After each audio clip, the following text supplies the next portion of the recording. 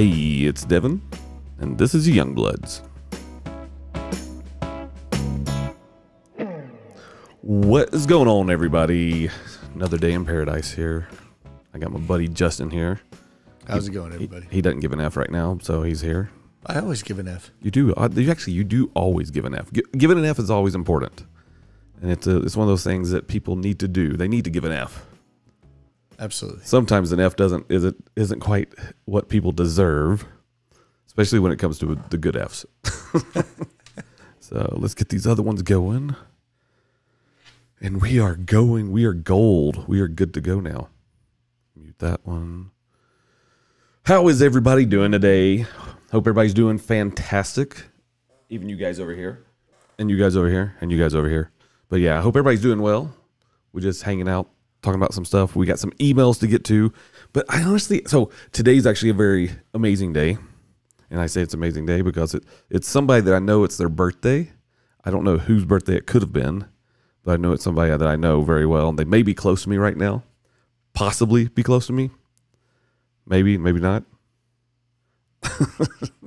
So yes, I'm doing my normal, get things going. Let's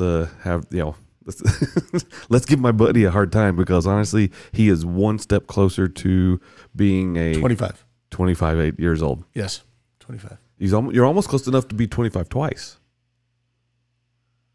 but that's still 25 years away. That's how that works. Is that how that works? Yeah. Are we doing girl math or is this? Oh, girl math would be something totally different. That's almost girl math, but yeah, that's So anyway, hope everybody's having a great day. I know it's been a good day for me. I actually slept in a little bit because, sleeping in for me is really not existent because I stay up to about 2 a.m.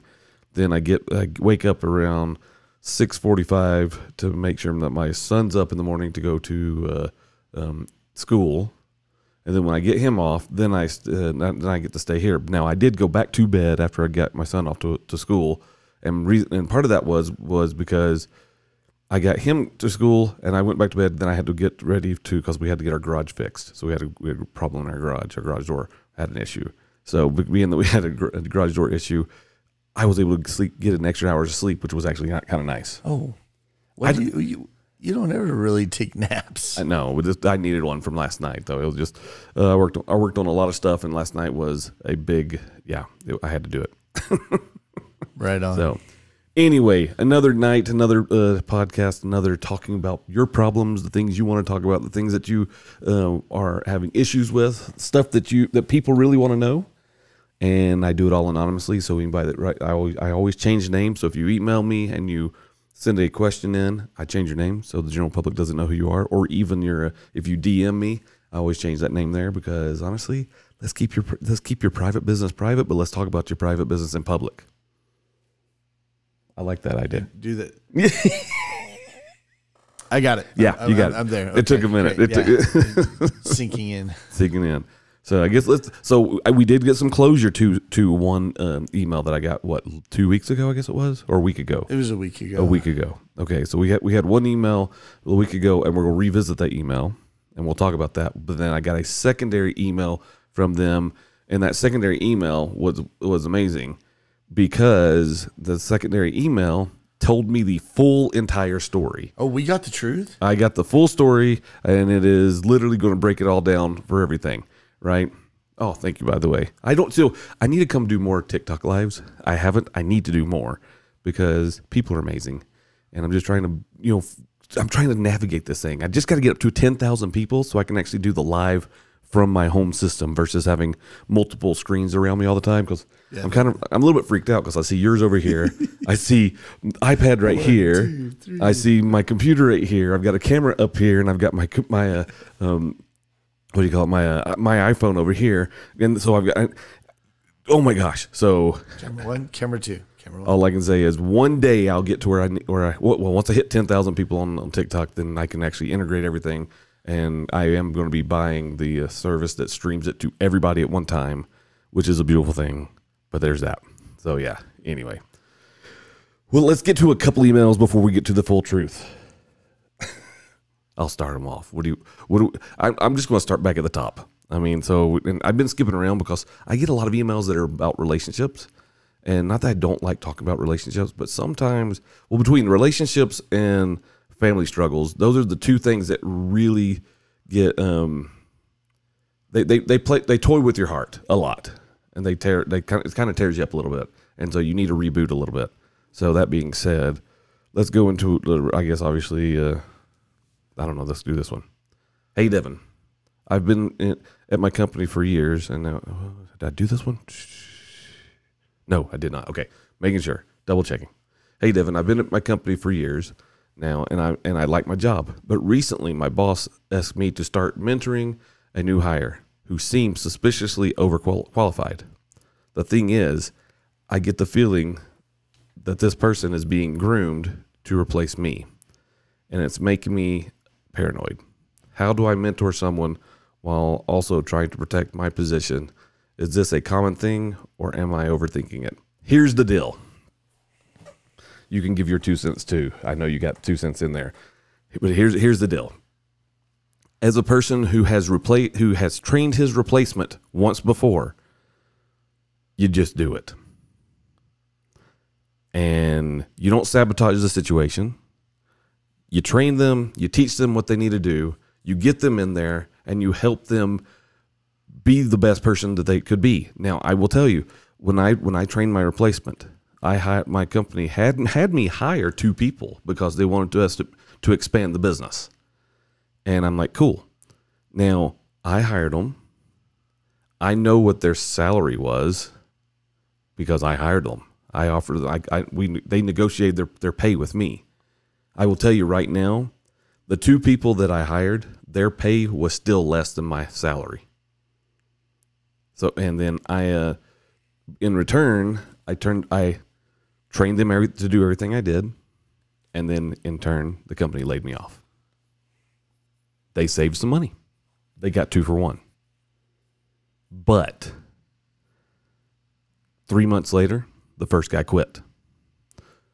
About 2 months after that guy, the other guy quit. The difference was I was always willing to do the work that needed to be taken place. I was always willing to take care of things, get it done, no questions asked. And where a lot of these guys, they looked at it as, well, I'm not getting paid enough. Well, you were only supposed to have a small territory, but they laid me off because they were going to try to save $1. But the reality is, you're probably you're probably training your replacement, and that's going to suck. What do you think? Go for it. The beautiful thing, though, is that when you're training that replacement and you start to feel like, yes, I'm training my replacement, I would say trust your gut, trust the paranoia, and actually take the time to use the mentorship and the training of that new individual as a resume builder for you, and actually go out and find another better paying position and start applying. The best time to find another job is when you have one.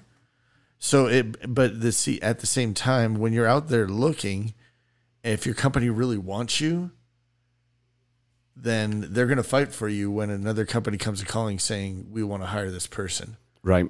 So ultimately, in my opinion, if you do feel like that you are about to get replaced, I'd start looking while still doing 110% at your current job. Well, the thing is, it's like a lot of people, when they get situations like this, a lot of people just want to stop and they want to quit and don't want to go any further. They just want to be done with everything. Right. Now, the problem with that is your show, in many cases, your boss can actually look at you and say, well, you're showing your true colors here. And because you're showing your true colors, then you end up losing that resume builder. So what I would do, I would totally go in the process of doing this and say, it's going to be okay. Everything will be fine. I'm going to train this person. And who knows, maybe you don't know that you may be getting a newer position in the company. They may be having you train this person for you to move up. So there's that. You just gotta go in with it with faith. That's the reality. You have to go in with faith, and you have to make sure that it's going to, don't worry too much about it. But again, as Justin said, go in dealing with it with the reality of that. Use this as a learning tool to expand your horizons. It's going to make you better. this will make you better. Regardless of the outcome at the end. Yeah. The outcome is the outcome. Nothing we can do about that. That is what that is. But it'll be fine. You're going to be fine. It's going to be sucky to lose your job. I'll tell you that right now. But do it. I mean, you can fill them out to figure out what's going on. I mean, you can find out easily. Now, to do that, that's a bad deal. Anyone that does that, that's just not even right. You don't treat people poorly like that. That is not something that a person should be doing. That's not something that any company should ever do, but they do it. So, honestly, don't be too apprehensive. Just do your job like you're trained to do. Train this new person, and it will be fine. I promise. Sometimes Instagram just decides to not go anywhere. So there's that. But while we're at it, we just keep on going. All right. Hey, Devin. My sister and I couldn't be more different. She's super organized. She has a steady job and is practically perfect in every way. She's married to freaking Mary Poppins. Or she is Mary Poppins. Yeah, she is Mary Poppins, right? And so meanwhile, I'm the free spirit with no set plan who's still figuring out things. Every time we hang out, I feel like she's judging me, even though she doesn't say anything. How do I stop feeling inferior around her and embrace my own path? I think you answered the question in the last 4 or 5 words. Go for it. Just embrace your own path. So here's the thing. When it comes to siblings, you got to love your family. Family's always nice, right? But sometimes family is not. Back in June, I went to my mom's funeral. Drove all the way back to the south, back to Georgia for my mom's funeral. Of course, all the family's there. I got my brothers there, and I will tell you, there's never been a moment in my life. There've not been many moments. I'll say it that way. There's not too many moments in my life where I have felt inferior. And for some reason, it's always family that tends to make you feel like that. It is. Yeah.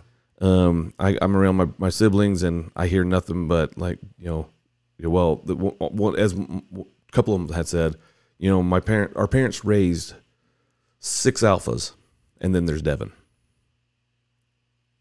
Your brothers say that? Yeah. I've never heard that. Yeah. So, wow. And they're not saying, they're like, well, that's not a bad thing. Well, and honestly, and as I took it and the way they were acting and the way they were kind of belittling me a little bit, I took it as this. If that's what an alpha is, I'd never want to be an alpha. Yeah. Because an alpha does not tear you down. An alpha helps build you up. So I think they're going off of some psychology thing and what they're doing, but it's just, we got to treat each other with respect. So one thing, you need to not worry about what your siblings say. I mean, yes, it kind of hurts and it does sting because I understand that. But on the other side, I don't give a crap. Because one, they don't know what I do for a living. They have an idea, but they never really have taken a chance to sit back and say, hey, what can I help you with? And I don't share it either because my business is always my business.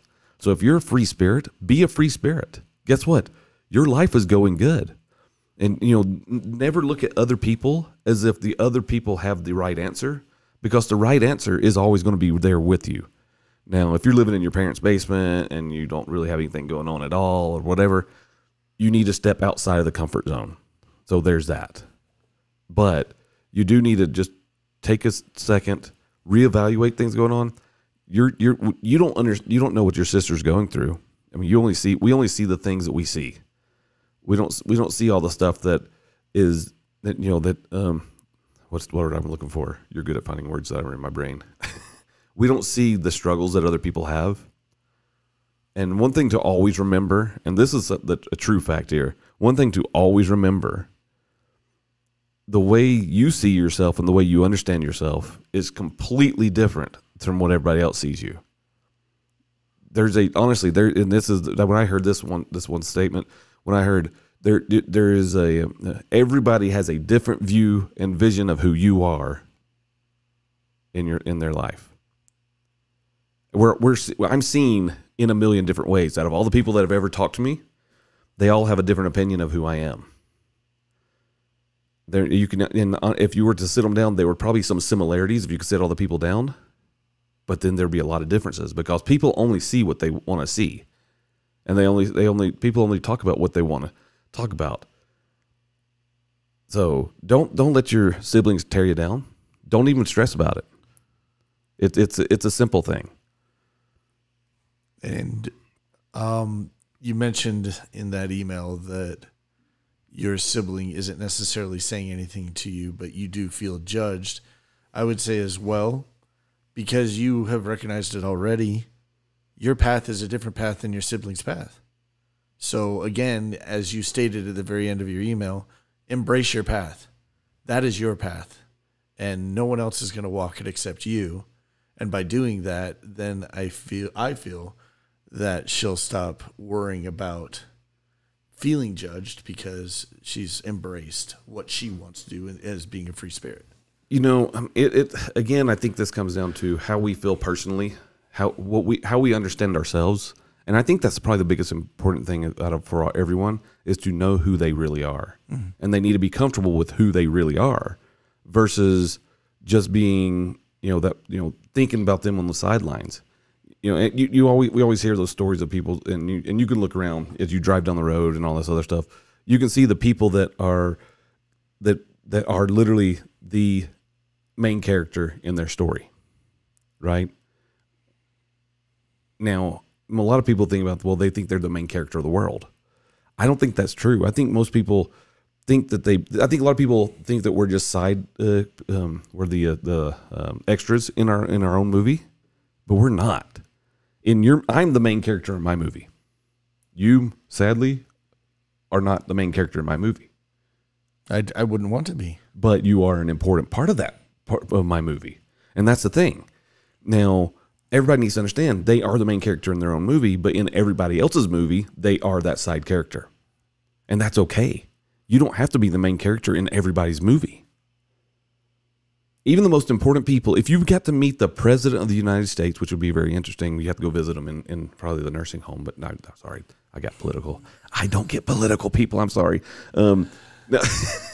No, the thing is, though, if you met the President of the United States, that would be an important moment within your movie, but that doesn't mean that he's the main character.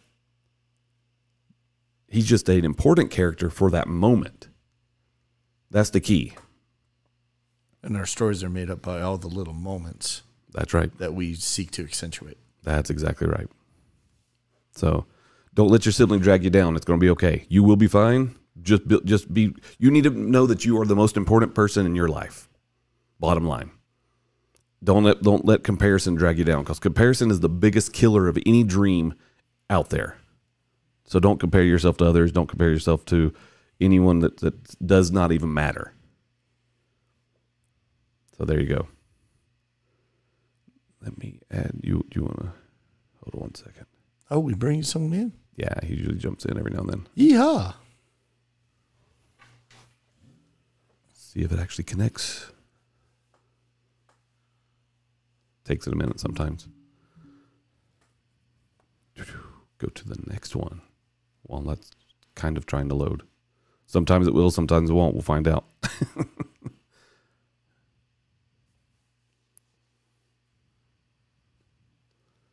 All right. Well, it's not working. We'll go here. I'll invite you to this one. Let's see what happens. See what happens over here. He's going to say no. So many things going on. I need to pipe this camera to. I got to do some stuff. Oh. Yes, no, maybe. He said yes. He's joining. He's joining. The TikTok. How are you doing, my friend? Not too bad, not too bad. Let me turn the volume up on this thing. Sorry, let me turn my radio down. I'm actually on a side job right now. You sound like you're a police. Is that true? Yes, sir. I did not. Did I know that? I don't know if I knew that. I don't know. It's been so long since I've talked to you. I mean, it's been definitely a couple of years, hasn't it? Yes, sir. Yes, sir. It is. You call me sir. I love the South. Oh my gosh, I miss you guys. I miss you too. I will be back south within next. Actually, August of next year, we'll be back south.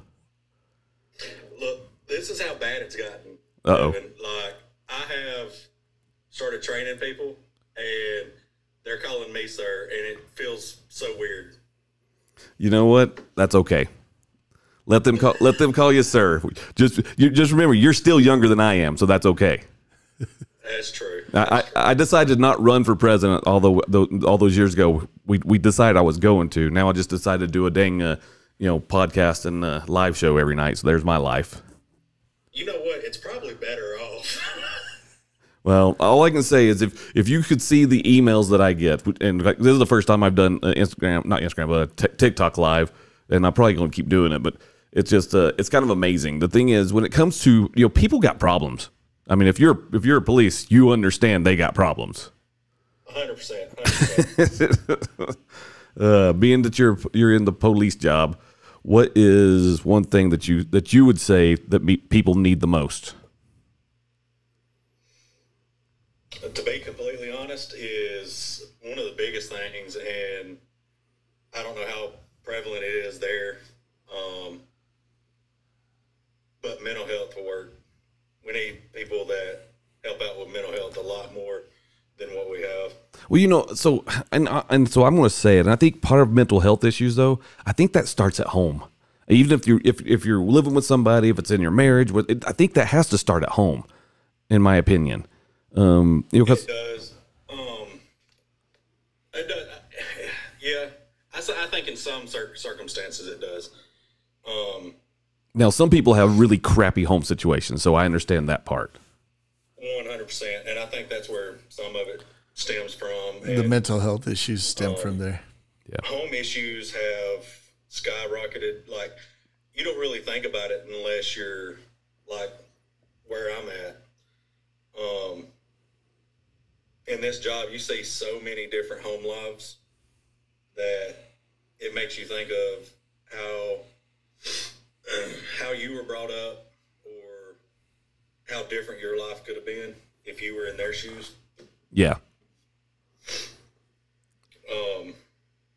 It's crazy. It's crazy. Like, it has shed a whole new light on life in general, to be honest with you. You know, one thing that I've learned out of all my many years of being alive and talking to people and doing all this kind of stuff, the reality is we spend a lot of time online, and so we have a digital person who we think we are, and I think I am not against online content, and I'm not against having that as a diverter for our life, right?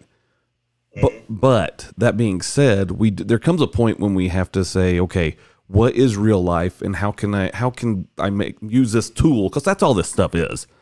How can I use this tool to make lives better, right? Mm-hmm.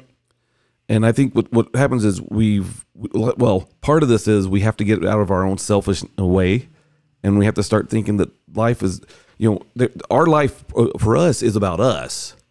But then what our actions do, how will that affect those that are around us? Yeah. And the dependency on social media now is ridiculous. Like you said, these phones, these electronics, they should be used more as a tool. Well, that's kind of what when me changing my podcast, the whole what's the word, the how I do it all. Is that's one reason I've changed it. I mean, where I would just normally kind of just talk about subjects. Now I'm here going, I just want to talk about the things that people want to talk about. Talk about the things that they need to talk about. Like some of these emails, this lady, she's worried, the previous email we just read, she's worried about getting compared to her sister. And that sucks, to be compared to your sister. Yeah. And so it's a hard thing. It's just one of those things that, again, that's a mental thing. And so what we got to do, people need to figure out, say, okay, you know what? I need to be comfortable with who I am. And that's probably the hardest part, is being comfortable with who you are first. So because once you get past that, then you can be comfortable with helping other people when they're in their needs. And that's, it's so difficult out there. It's hard to get, it's hard to teach this stuff. It is. Yeah. It is. And there's being in this line of work, there's so many situations that you come across that you just don't know how to answer it. Well, sometimes. the world needs a freaking hug is all I can say. Woo, man, needs a whole lot of love. I can tell you that much. You know, the thing is, when it comes to, well, okay, the world needs a hug, and then on top of that, my Southern's coming out. Thank you for that, by the way. You're what? My Southern, but when I hear other people from the South talk, my Southern starts to come out a little bit thicker than normal, which is, I don't mind it. It's just kind of funny. I catch myself like, oh, here we go. I'm getting South. You say that like I have an accent. No, you don't. Well, right now where I am at, you do have an accent, but where you are, you do not have an accent. It's all from where you are. I got you. Well, I've got a guy that named River. He's on Instagram right now. He said the world needs a dad who was raised in the 1980s. I mean, Hello there. I mean, I don't know if he's that wrong, to be honest. I mean, No, I can see that. I think dads that were raised in the 1980s, those guys they were held accountable, and accountability is literally half the world, half the problem in the world these days. You know, I agree 1,000%. Well, I saw this video the other day that in the video it's literally talking about California and some of these the laws out there. They're literally, stores are posting signs that essentially say that they're not going to call the cops unless you're stealing over $1,000 or $950, whatever it is. I'm like, okay, so you want them to, once they get to that felony side, then that's when you can call the cops. It's like, wait a second, we need to not have that part of it. We need to have the part where you have the mom and the dad out there beating the snot out of their kid because their kid was stealing for doing the wrong thing. I remember the first thing I ever stole in my life. I remember it, and I haven't stolen anything ever since.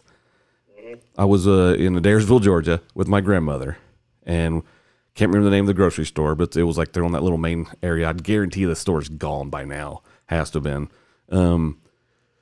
So I remember going in, and we were getting her grocery store, my grandmother's groceries.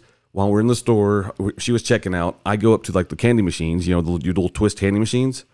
Yep. And I twisted the candy machine, and a piece of bubble gum came out. Now, I didn't pay for that. It just fell out. And so I'm like, cool. I remember this is core memory here. What color are those memories in the Disney movie? Core memories. Yeah. It depends on the emotion behind it. So it probably would have been yellow. I probably got a yellow bubble up, apparently.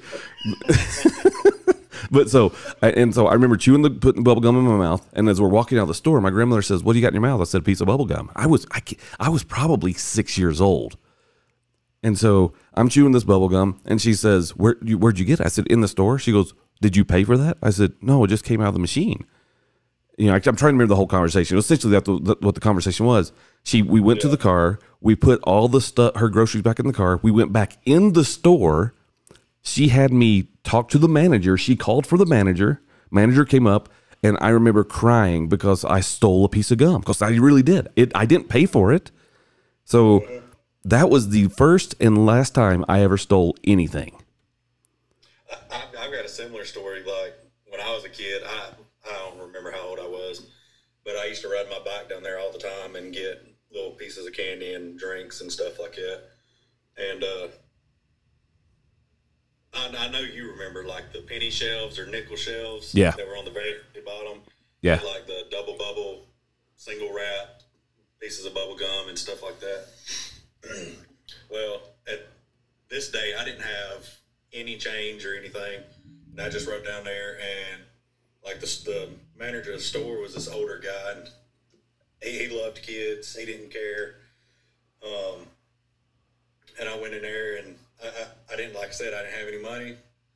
Took one of the little double bubble pieces of gum, stuck it in my pocket, walked out, got back on my bike, went up to the house, and my mom, she had washed my clothes, and I'd stuck the bubblegum wrapper in my clothes. Well, me being a kid, she'd always check my pockets and make sure nothing was in there. Well, she found the bubblegum wrapper. Very next day, not only did I get my butt whooped, but then I had to man up at my very young age and go tell the manager, hey, I took this piece of bubblegum. I mean, why is it stupid bubble gum that gets us in trouble every time? It's bubblegum. Yeah, it's just bubble gum, no big deal. But it is a big deal, and that's the whole point. It was What's the principle of it? that's what my grandmother, and she didn't beat me, and she could have. My parents gave her grandparents gave my grandparents to beat permission to beat us anytime they wanted, but she taught me a lesson, and I remember how it was kind of ridiculing, but I needed that. I needed to be taught that lesson, and honestly, at such a young age, it taught me do not take things that are not yours. It's and it's kind of crazy. So It is. yeah. Well, we have the guy on Instagram. He's the TG Films. He says it's black and white. I mean, really, it is. People say that there's a gray area. I don't think there is much gray. As people want to pretend there's more gray. If it's going to hurt someone, it's black and white. If it's going to take something away from somebody, it's black and white. If it's going, if doing the right thing is black and white, it's not gray. There is no gray. Oh, 1,000%. I agree with you 100%. Yeah, I mean, well, River says maybe there won't be cops maybe there won't be cops, but there might be cops showing up at your house for your parents after your parents hear what you stole. I mean, the thing is, accountability. So we had a case a while back where a bunch of these teenagers actually broke into a firefighter's house. Okay. And we found out who the kids were, but we couldn't. So we had an idea of who the kids were, but we couldn't prove it. Right. And so we went and talked to the parents, and the parents were just as bad as the kids. Well, it's because we've lost the ability to learn accountability, and sadly, 100%. we think accountability only comes when the police are called. Yeah. And it's like, and I have this very, very firm feeling that if a kid does something dumb, I feel like the kid should be charged and the parents, because it's the parents' lack of parenting. I don't know. Led to this kid. I'd have to think about that one for a little bit. Yeah, and I see your point. I see where you're coming from. I totally understand that, but I have to think about that one for a little bit. I mean, it's. I hate to say there's tough love, but I mean, it does need to be accountability. But the thing is, we've had a generation of people who have not had to be held accountable, and so I see that's why you're going to the direction you're going. I don't know. I'd have to think on that for a little bit. I get that. I mean, there still needs to be that. It needs to be taught. So, and I can see from the law enforcement side how you could say this needs to be done this way, because then if the parents are, the thing is, if it affects your pocket, you tend to not do it anymore. Like my daughter, she thought she was immune from getting a ticket. Well, yeah. And she goes, I drive a Subaru. Who's going to pull over a Subaru? That's embarrassing. I'm like, just you wait. And so next day. She kept saying that. And then I guess maybe about 2-3 weeks ago, she was pulled over and she got a ticket. Guess what? Surprise. So, before I actually started policing, I worked in our jail, so I know just about every cop in the county. Right. And so my stepdaughter and stepson, they've been driving, and they'll say all the time, well, I'll just tell them that you're my stepdad. No. Oh, boy. No, you're not. You're not going to use me to get you out of trouble. You're going to say, and what you do is say, sure, let them call me. Tell them to call me. Mm-hmm. And when they call you, say, write the ticket. Yeah. So my stepson, about almost a year ago, he actually totaled his first car because he had his friends in the car with him, and they were riding around, and they were like, Ari, go faster, go faster, go faster. So he ends up going about 84 miles an hour along this windy, country road, and ends up putting his car in a ditch, jumping the ditch, and hitting the phone pole. He's lucky to be alive. So I was actually at work, just about to get off, and I had the responding police officer. He called me, and he's like, hey, do you have a stepson named Ari? And I was like, yeah. He's like, well, he was just in a car. He was in a, what we call a 1050 here. He said he was just in a 1050 and I seen that the car was registered to you. I was like, yeah. I said, I'm on my way. Where y'all at? So he told me where they was at. So I went up there, seen how bad it was, and they were legit lucky to be alive. Like, yeah, I mean, if you, I don't see how none of them had a scratch on them. that they were blessed. They were. He came up to me and he's like, Corey, how do you want me to handle this? I don't want to handle it the wrong way. And I said, man, you do what you got to do. I said, because he's going to have to learn a lesson. I said, right now, I'm not a police officer. I'm this kid's dad. That's right. I said, you do what you got to do. He said, well, I can charge him reckless driving, and he's going to YDC. Yeah. And I was like, I do know that. You do what you got to do. It is. Thing is, that's his job, and he needs to take care of it. And again, it's black and white. There is, and I understand. I honestly, I kind of appreciate him trying to give him that out, but I also appreciate you that you're doing your job as the parent, saying, you know what, do your job, and he'll have to suffer the consequences either way. Because if we keep giving people passes all the time, if we essentially we're rewarding bad behavior. If we would stop rewarding bad behavior, then and we hold people accountable for their actions, then their life will actually change for the better. I mean, that's the reality. But I don't know. I'm just a good old dumb redneck that lives in Utah right now. But I'm coming back south, my friend. Hey, the redneck never leaves you, man. Hey, the hair may, but it just means the redneck just gets a little bit bigger. There you go. Like my kids always joke around and say, Dad, when you wash your face, where do you stop? Yeah, I get it. Yeah, funny kids. Funny kids. Anyway, I just want to drop it. I'm glad you jumped on here with me, man. But we're going to carry on with some more stuff. But thank you so much. We need to talk later. We need to talk later on. Absolutely. All right, man. I'll see you, Devin. All right, man. We'll see you. Okay. Yeah, you know what? The thing is, he's right. As a police officer, you got to hold people accountable. You have to. Always. And if your parents won't hold you accountable, they should be. Your parents should be the first thing when it comes to raising kids, teaching our kids to be held accountable for their actions. Because honestly, kids are dumb. I was dumb. I was stupid. I did dumb things when I was younger. Well, and thinking about the story with your grandma, is a matter that that was a pretty traumatic experience. It was hard for me. I can tell you. Just think if she had just given you a little talking to and then took you home. But no, she went to the nth degree, which in reality, if here in Utah, the justice system really lets kids off a lot. Well, in Utah, and so I think that if on the first offense, even if it wasn't a major offense, it could be a minor offense. On the first offense, they basically, throw the book at them based on the offense.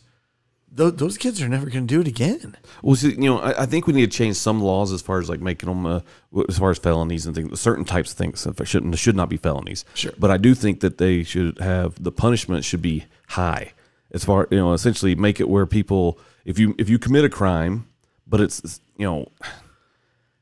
but throw a big tax on it. And I hate to say that, but charge their pocket so it makes it impossible. So they don't want to have to do that ever again. I hear a lot of times people say, I hate cops. Well, why do you hate cops? Well, because because they give all these lame reasons. But what it comes down to is they hate cops because they are doing wrong.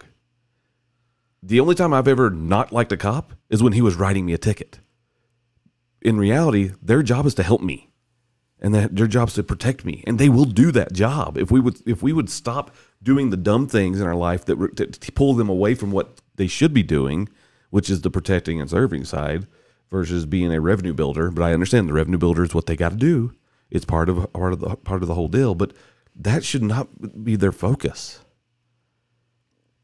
because they're having to teach generations to be accountable. Accountability is the key to everything. Agreed. So anyway, let's get into more of these emails. Hey, Devin, I love my friend, but her wedding is becoming a financial nightmare for me. Uh-oh. First, there's the dress. Then there's the bachelorette. I can't even say that word. Bachelorette. Thank you, that word. Trip to an expensive resort, and now she's talking about a destination wedding. I want to be there for her, but I can't afford all of this. How do I back out of some of these things without ruining our friendship or looking like a bad bridesmaid? Why are you paying for it? Yeah. Okay, so this is important information. So you're the good friend. Okay, maybe her parents are dead. It's possible. That's possible. Okay. So let's just assume that that's what that is. Okay, so you volunteered to pay for your friend's wedding. Well, I'm going to say this: your friend's a bad friend. If she's a friend just for money, I mean, there comes a point when you have to sit back and say, I'm not going to take too much from a person. And you as the person that you're spending all the cash, you got to just say it. Hey, here's the budget. This is the budget. This is what we got to do. This is how this is supposed to work. You can't afford to pay for a giant wedding, especially, you just need to say, here's what we got to do. Here's the budget that I planned. I'm paying for your wedding because you're getting married, because of whatever circumstances are going on, because your parents can't afford it or whatever, or you can't afford it. Say, we can choose this or this. Let's not do the destination wedding. Let's do a destination here wedding. Find someplace beautiful that's close to you. There's a million places you can get married that are close to home. Am I wrong? Nope. I mean, our daughter, we got married. Our oldest daughter, she got married during COVID, and so she got married and she just eloped. She actually called me one night and says, "Dad, would you be mad at me if Colton and I decided to just go to the courthouse and get married?" And internally, I'm going, no, I'm actually jumping for joy. I'm like, yes. But on the other side, I know what we set some money aside to pay for her to have a wedding. So that being said, we got off easy. I can tell you that.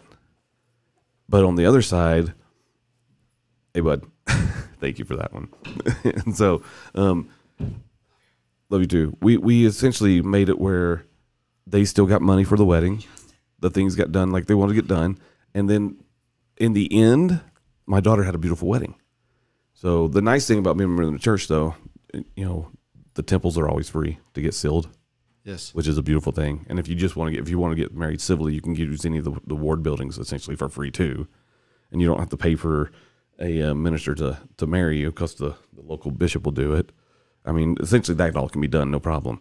But as far as like a local wedding, if you say you weren't a member of our church, there's a million places you get married. Now the reception for our daughter, she wanted it to be outside, and we tried to get this one venue, but it was booked up because honestly, Utah is insane when it comes to weddings because there's a lot of weddings here. A ton of weddings here. A ton of weddings here. Wedding capital of the United States. Is it really? No, I don't know. I don't know if it is or not, but it's pretty close. It has to be. Yeah. But then so we end up finding, honestly, where we end up doing my daughter's reception was actually our local library has a top floor which is outside. We did an outside reception on the top floor which is a big giant balcony area, and it was beautiful. I mean, you had the mountains in the background. You had all those things that you could imagine that could be around you that would make it pretty, and that's what it was. And a thunderstorm even hit. We even had a thunderstorm. And we survived that too. And it actually, then it went away, and then it was just cool temperature. Cooled it all off and everything. It made it really nice. Yeah. Again, I don't know why you're paying for your friend's wedding. That seems crazy to me, but obviously there's some circumstances that I don't know about. But in that case, you just got to tell them, say, listen, I can't afford to do all this. So let's figure out what our top 2 favorite things to do, or the top 1, and let's figure that out. Or let's find some other funding sources. Yeah, that's true. I mean, weddings are expensive. It's hard to do. So, yeah. Anyway, let's keep going. Hey, Devin, I've killed every houseplant I've ever owned. Seriously. No matter what I do, watering schedules, sunlight, talking to them, yes, I tried. they all just die. My friends are making fun of me, and now I'm starting to wonder if this is a sign that I'm just not cut out for responsibility. If I can't even keep a fern alive, does this mean I shouldn't have pets, kids? Help me feel better about my plant failures. I can't keep a plant alive either, by the way. So you don't need to worry about that one. I mean, I can see how you're concerned about, responsibility, but I can tell you when you have a kid, it's totally different. Am I wrong? What are your thoughts? You've got a slew of kids. Yeah. Can you keep a plant alive? It wasn't a fern. It was a vine plant. Did it live? Oh, absolutely. I was able to drape its vines and leaves all across my ceiling. It was actually kind of fun. Okay. But ultimately, maybe it's the type of plant. Find a different plant, or. Well, the thing is, it's a plant. Okay. Yeah. They don't need to worry about a plant. The thing. I don't know how old you are. I mean, if you're close to my second daughter's age, she keeps plants in her room. Her room has more oxygen than the entire rainforest. I can tell you that, as many plants as she's had in her room. The reality is that we don't base responsibility off the fact that we can keep a plant alive. Because as well, a pet, a child, is going to react differently than a plant. Correct. You don't forget to water a child.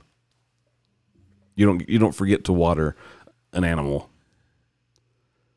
You may forget to feed an animal, but babies typically cry when they're hungry, and so you're like, oh yeah, I got to. I mean, animals do too, and plants don't. Right. Plants aren't going to scream at you and say, "Water me," unless this is Little Shop of Horrors. Oh yeah. It's not going to talk to you. I'm going to say, don't worry about it. You're going to be fine. Your friends are making fun of you, but you got to, be able to take it so then you can dish it out.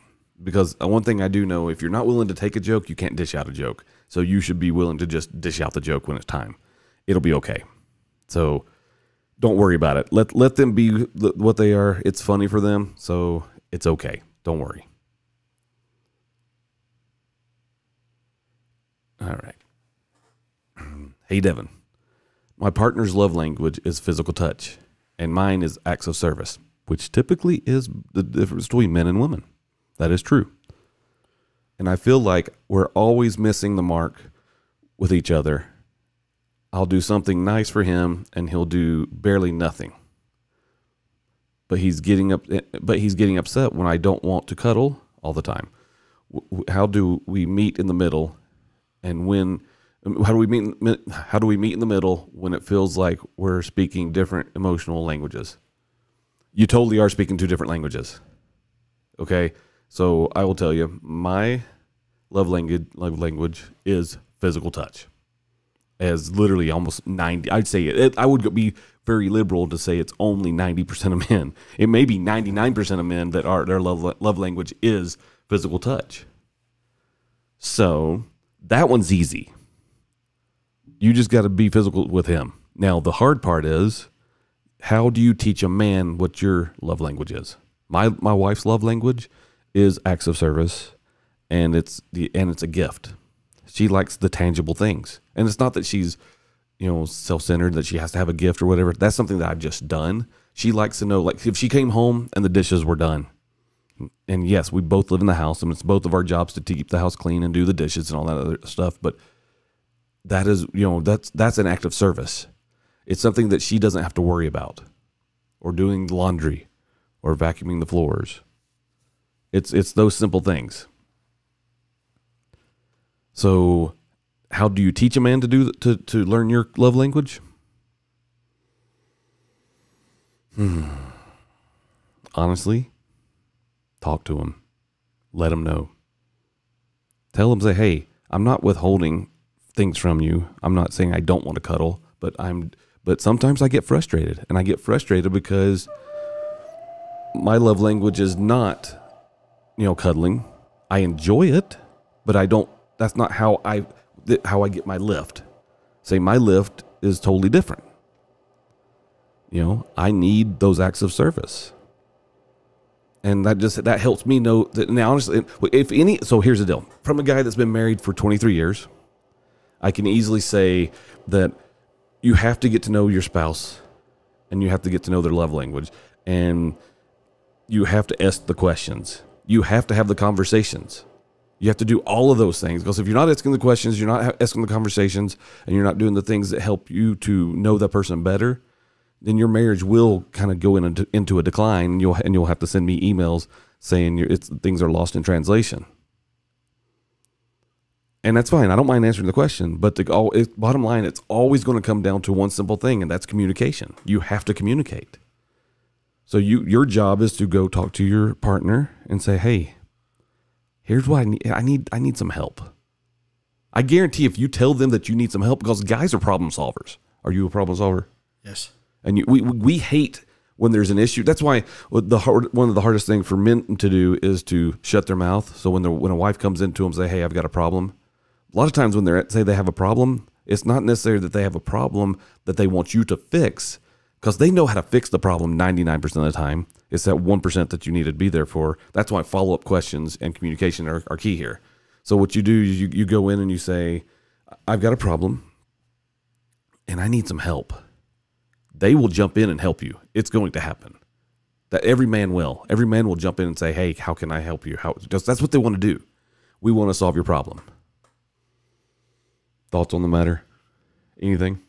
I mean, I think you hit the nail on the head. It's all about communication, and ultimately, I feel that obviously if he were to do more acts of service for her, and she were to, engage in more like cuddling and physical touch with him, it would just be cyclical and just kind of work out to both their favors. So it's just got to talk about it. Yeah, I mean, the thing is, communication is the key for everything. And I mean, you got to just tell them. You got to just say, "Hey, here's what's going on. Here's how this is going to pan out. I need some help." I mean, honestly, if you just said, "Hey, I need some help," they're going to help you. And then you can also throw the incentive and say, "You know what? Because I would be more willing to engage in things when I'm not stressed out." Because that's the true thing. When a woman gets stressed out, I can guarantee you right now there is zero action to ever going to happen. If she's stressed out, you ain't getting nothing. Not even a cuddle, not even a hug. It's not going to happen. You just got to go in and you got to say, and so what you do, and men are teachable, and part to be teachable, you just got to say, hey, I need some help. And here's what I need to do. And let him problem solve that. And then the reward can easily be, here's what I want to do as a reward. I'm not stressed, so let's go to the bedroom. No, absolutely. I mean, it's one of those things when the stress happens when there's too much on the plate. Yeah.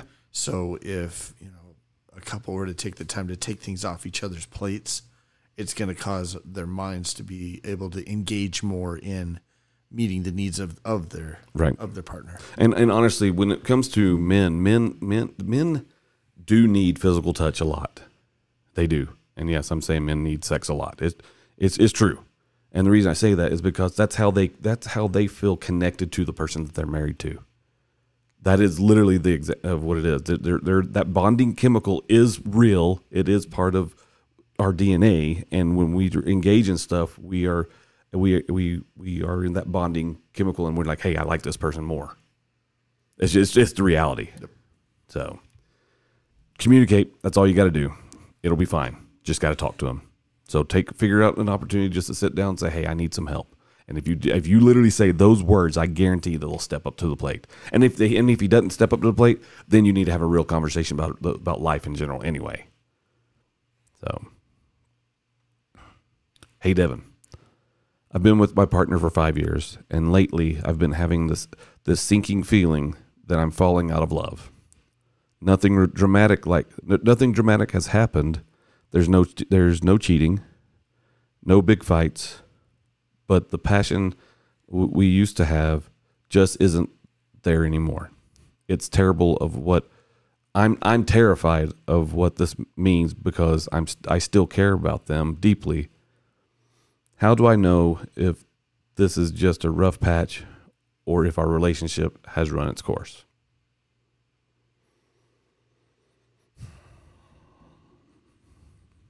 It hadn't run its course.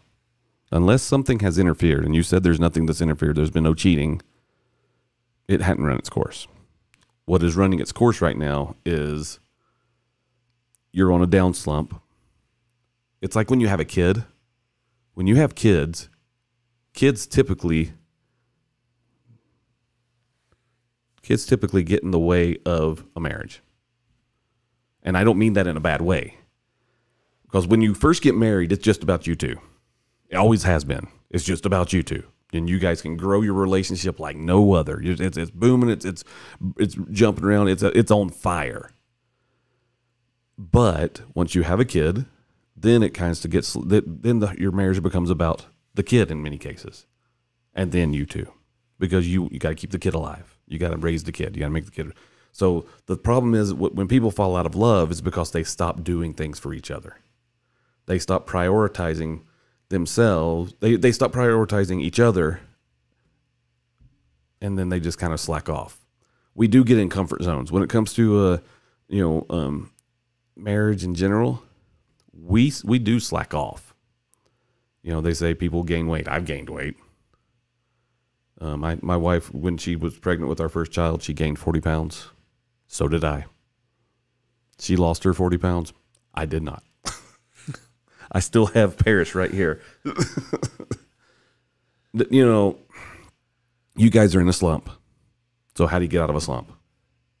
You got suggestions? You just go back to work. Okay. I mean, because we get so comfortable in our situation, sometimes we take the time to forget how it all started. So ultimately, getting back to work is go back to the basics. Go back to what caused you two to fall in love in the first place. I mean, they did like each other at one time. Yeah. Another thing that I'd like to bring out and hear your thoughts on, it's perhaps not falling out of love. It's about maybe not liking the situation. And to me, love and like are two very different things. I mean, and that might be, but what happens is when we take the time to build up too many dislikes, then we stop putting in the effort to continue to engender love between those individuals. So right. Ultimately, maybe start looking at the, yes, there may not be cheating, but how much criticism is going on, how much, pointing out, flaws and faults and things like that, because it's all those dislikes that are going to cause you to start feeling like there isn't excitement or passion anymore. And then honestly, get over yourselves and get back to work. So you're telling me marriage is a lot of work? Yes, it is a lot of work. And I'm sure you have the example in your parents. Did they have their good days? Yeah. Did they have their bad days? Yeah. Did they ever have all-out, drag-out arguments? Okay. So my parents never argued in front of us kids. Okay. Ever. My parents never argued in front of our kids, of any of their kids. Now, did we know that they had arguments? Absolutely. Okay. We knew it happened. My parents. So this is one thing I think was great about the generation that raised me. My dad was born in 1940. My mom was born in 1943. That generation, in a lot of cases, not every case, in that generation, they learned to excuse themselves because they understood that in some ways that arguing in front of your kids is a bad thing, and it can actually hurt them mentally and emotionally. So I can say that I haven't been able to do that per se my entire marriage, but we have tried to do that in most cases. And the reason I was bringing up your parents was not necessarily going to the nitty gritty. It was basically just to say your perception of them was a matter that it was hard work. Well, they to be together almost 65 years. I mean, obviously they couldn't do that due to the passing of your mom, but at the same time, they were right close to it. Had she been still alive, they would be at 65 and going strong. That's right. And there aren't many couples out there that do that simply because when the going gets tough, Well, they just give up. The thing is, we're in a society where we look at everything as all it is a throwaway society. You think about the clothes we wear, we never fix anything. Do you know what darning a sock is? You ever heard that term, darning a sock? I've heard the term, but Do you know how to do that? isn't about like scrubbing it and like beating it and then hanging it out in the laundry line. No, I don't know. If you get a hole in your sock, Yeah. you go darn your sock. You're essentially you stitch that. It's a way of stitching your sock stitching up, the hole, so okay. the sock will last longer. But socks are so cheap now. What do? We just throw them away, right? Yeah. When our TV breaks, think about it. TVs are so cheap these days. You get what's like an 85-inch TV is what, $1,000 or less nowadays. Oh yeah. I mean, well, you can get a 75 at Walmart for like $600. That's my point. Yeah. I read a thing today. It's kind of side subject here, totally off topic, but I read this thing. It said, being an adult is knowing that $1,000 is not really that much money unless you owe $1,000 to someone else. That's pretty profound. Because you think about it, $1,000 for the most part, it doesn't go that far, especially nowadays. No. But then if I owed someone $1,000, boy, that sucks. That's a lot of money. Where's that money coming from? That's right. That's right. So anyway, side subject. Sorry, just something that popped in my head. The brain of my brain. But no, I mean, your marriage isn't over. It's not. It's far from being over. You're just in a small little slump, and what you need to do to make your marriage better, darn your sock. You need to darn your sock. You do, seriously. Literally is that. Little act of service. Just go in there and say, "What can I? How can I?" It's the little things. And if you want a big spark, guys are easy. If you're missing a big spark and you want a big spark, a man will perform if he sees a little skin. I am not lying. Men are stupid. Men basically just need 3 things in their life. Do you know what those 3 things are? I know what they are. I'm going to say food, sex, and food, relationships with their wife, and bedroom relationships. And the third one is good conversation.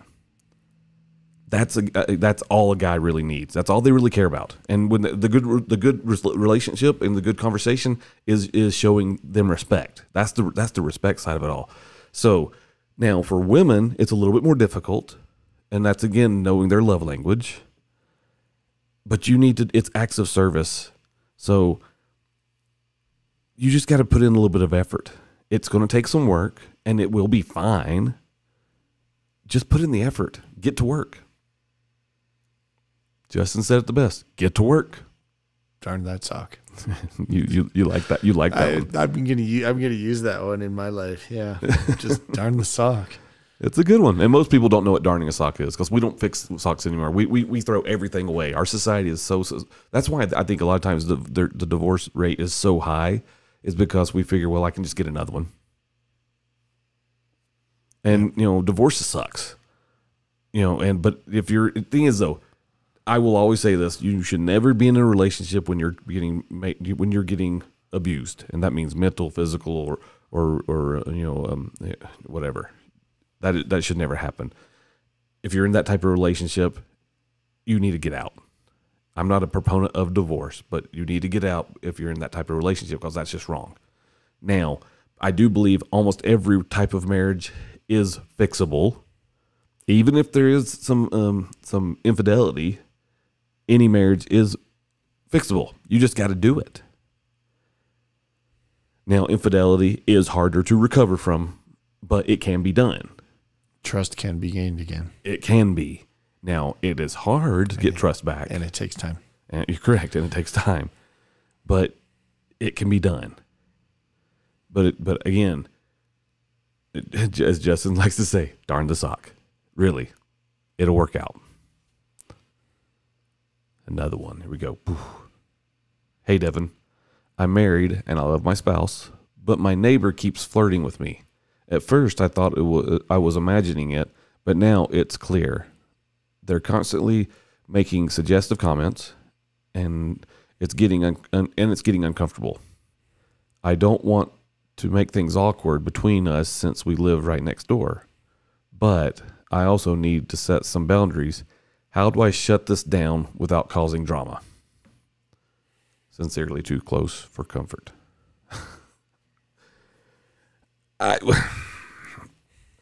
No man who's a man will flirt with another man's wife. Plain and simple. You can acknowledge that your friend may have, or your neighbor or whatever has a pretty wife or a handsome husband. Beauty's beauty. But you don't cross that line. So first of all, he is completely off on this and should never ever do anything like that. Now, that being said, you got to shut it down. And there's two ways. There's a few ways you can do this. One, stop talking to him. Because if it's making you feel uncomfortable, you got to just shut it down. I mean, I'm more of the rip the Band-Aid off type of person, for the most part. And I'd be like, I'm done. Ignore it. Go away. Because honestly, that's just your neighbor. You get. I think neighbors in many cases are just like. Now we shouldn't be this way in society, but that's where we've gotten. I think neighbors are no different than like coworkers. You don't have to like your coworkers. You just have to get along with them. How many people have had coworkers that say off-color things and that do stupid things, or they'll say inappropriate jokes and things like that. I think everybody's got coworkers like that. It's true. So as far as shutting it down, you could just never respond. Don't even participate in those actions. And then what will happen is they'll probably come up to you and say, "Hey, did I hurt your feelings?" Because that will spur off a conversation. It will. So there's two ways you can address this. You can ignore it, or you can address it directly. And honestly, you probably need to tell your husband about this. That's what I was going to say. Is a matter that ultimately I think step one is to let the husband know, so that there isn't a misperception. Correct. I felt that coming back from you. I'm like, okay, he's fuming on something. Yeah. I mean, the thing is, the right thing's always going to be the right thing, and you don't do that. I mean, you don't ever do that. And now the guy that's flirting with you, he's at fault. He's wrong for this. This should never ever be this way. But shut it down. Tell your husband. Tell him what's going on. Tell him making you uncomfortable. And he'll probably feel the same way. He doesn't want it to be awkward. But then you either let him address it. But then he has to have a cool head on him. Because you don't want to have a fight. You don't want the police have to be called out to deal with some domestic garbage because people can't use their brain and say, hey, just this was inappropriate. So when I was this is kind of on the same lines. When we bought this old house in Tennessee, we're fixing it up, and we couldn't move into the house until we got the electrical inspection done. And so I didn't want to pay $1,500 in rent and then pay another, at the time, what was it? It was like $700 to $800 in house payments. So I worked my normal job, and then I went at night and I worked till like midnight running wire and get all the electrical done, get all that done. We get the electrical done. The inspector came out and inspected the house. Once the house was inspected, he signed off on it. The tags were on the house. The building permit part was signed off. It was done. We move into the house.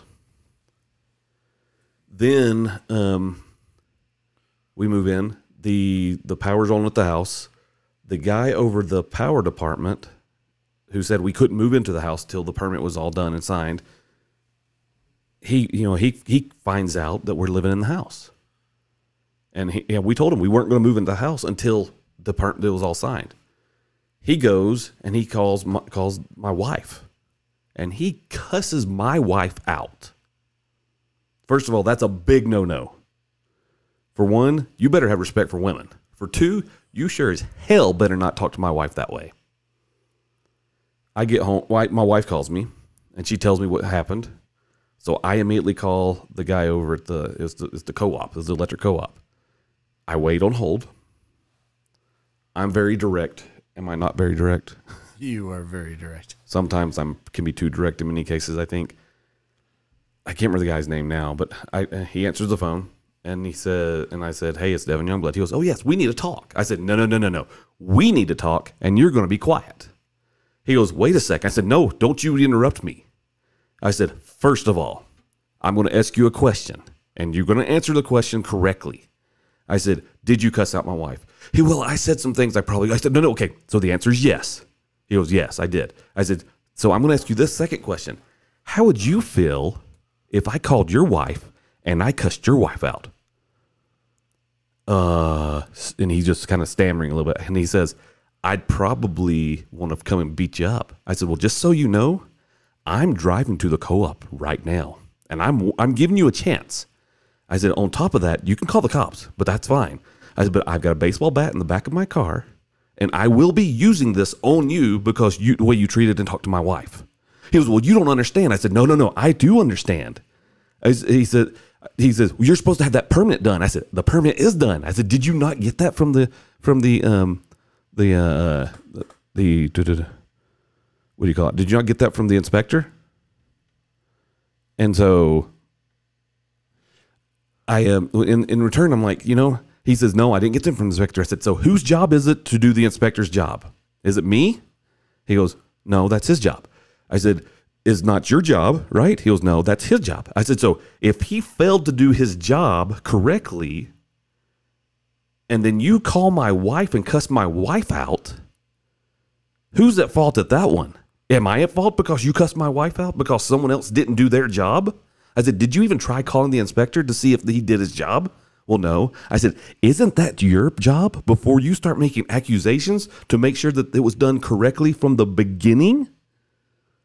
Well, yeah. I said, okay, so here's the deal. One of two things are going to happen here. Either I get to come to the co-op and I get to beat the living crap out of you with a baseball bat, or you're going to call my wife and you're going to beg for her forgiveness for cussing her out. I said, on top of that, she better be getting a 24 roses delivered or flowers, whatever you choose, delivered to my house the next day. Because I can tell you right now, your job is an elected position at the co-op. And just so you know, my wife and I, we record conversations, especially when it's a number that we don't recognize. So we have you recorded cussing my wife out. So being that your job is an elected official, and I know what your pay is, you will be without a job tomorrow, and you're going to have a bunch of bones broken. I'll make the phone call, Mr. Youngblood. I said, okay, I will not be heading your way then. Thank you very much. And I hung up. That's a deep story, and I was a little bit more hot-headed in my younger age. But I'll say it this way. Nobody should talk to a woman disrespectfully. Even if the woman is disrespectful to you, as a man, your job is to not do that. 2, no man should flirt with another man's wife at all. Because if you do, then you deserve the beating that's going to come to you. So too close for comfort, talk to your husband, and move on. Ignore it. May I also say one other thing though? Don't go to violence is what I'm saying. But correct. But she talks about starting drama. Where does drama happen? In high school. Drama is for young kids kind of thing. If you think about it, you go to a business, you go to a board meeting, is there any drama? No, it's business. We as adults can get past the drama. Those who decide to slide back into it, they're not real adults. No, they're not. So the point is, be an adult, have the conversation with your husband, and then if you all need to have a conversation with your neighbor, be adult. And if your neighbor starts drama, well then true colors right there. Yeah, I mean, you got the right to defend yourself. And was I wrong? I was wrong for making the threat. I can go ahead and say I can acknowledge that. I never should have threatened the man. Technically, he probably could have had me arrested because I made a threat. But the reality is, we both did wrong. And honestly, I did actually apologize to him the next time I saw him. Told him that I apologize for threatening you. That's the part of the story that people need to know. That is important. The reality is, the right thing is always the right thing. The drama can be there. That's what's going to happen. There could be drama, but you don't need to feel uncomfortable in your own home.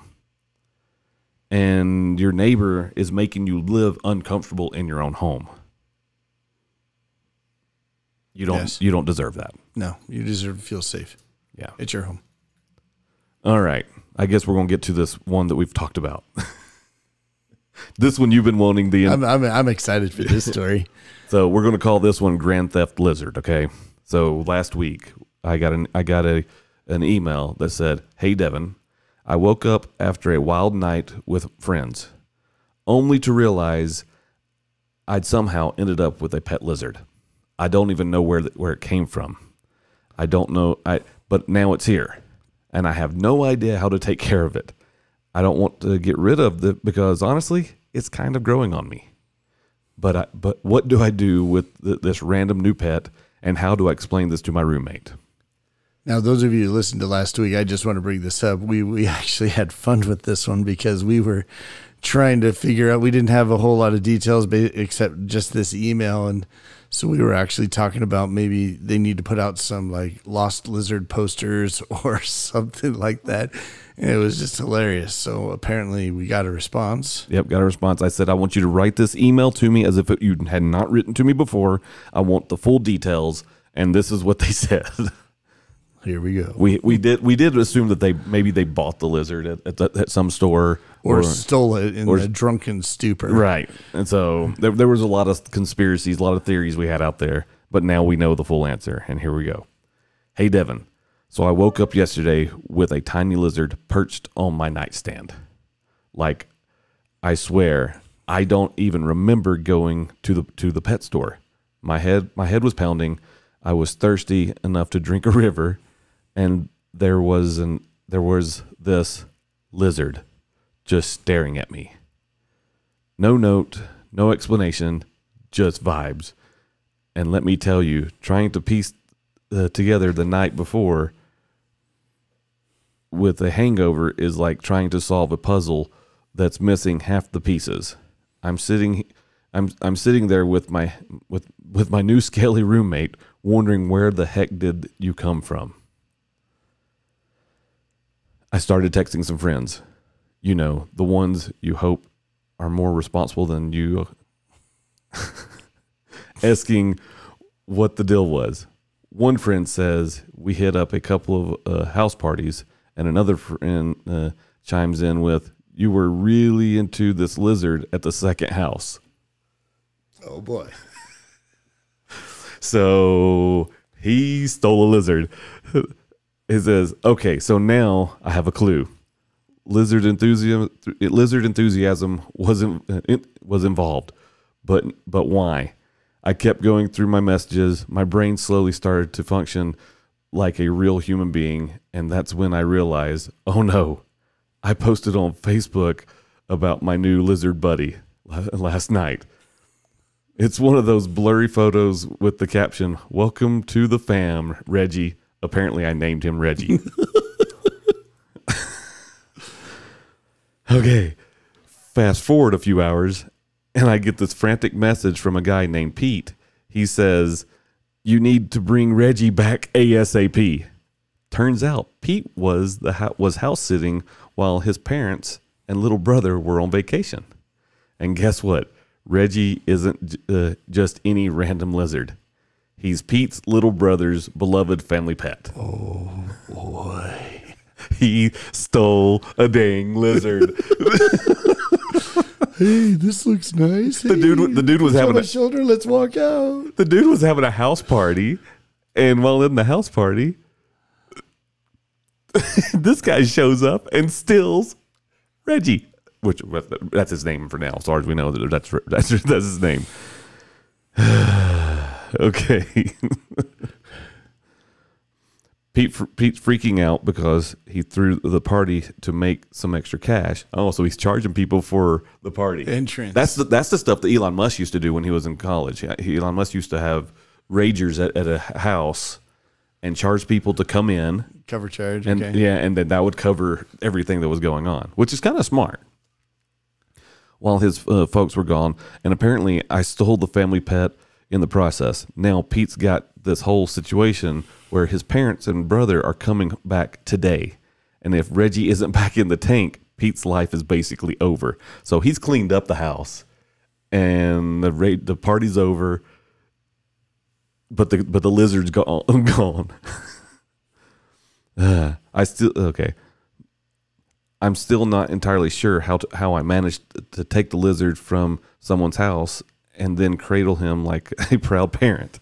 But I agree I agree to bring Reggie back. So now I'm rushing across town with this lizard in a shoebox, praying to whatever lizard gods are out there that I can return him before Pete's family gets home. When I finally get to Pete's place, it's pure chaos. He's sweating bullets, pacing around the front door, talking about how his little brother is obsessed with this lizard. We hear a car pulling up outside, so I scramble out the back door. I pass Reggie off to Pete, who runs upstairs to put him back in the tank, just as his parents are walking through the front door. Pete texts me later, crisis averted. Apparently his little brother is none the wiser, and I'm just thankful Reggie is back home where he belongs. But yeah, lesson learned. Next time I wake up with a new pet, at least make sure I didn't commit grand theft lizard in the process. And he is a picture. And he sent a picture of him. Yeah, there he is. He is a bearded dragon, like I suggested. Yep. So there we go. That's hilarious. We have the final. The poor lizard. You know, the lizard may have had its time of his life too.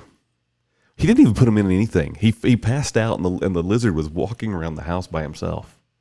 Do you think he had the windows down as he was going home? Lizard mouth out. Yeah, bearded dragon's all puffed up because he's mad. Well, I'm glad that Reggie. I should have asked him what his real name was, but I just waited for this. I waited a few days for this actually, but you know, it's don't take things that are not yours, people. Especially your lizard. You shouldn't take people's lizards away.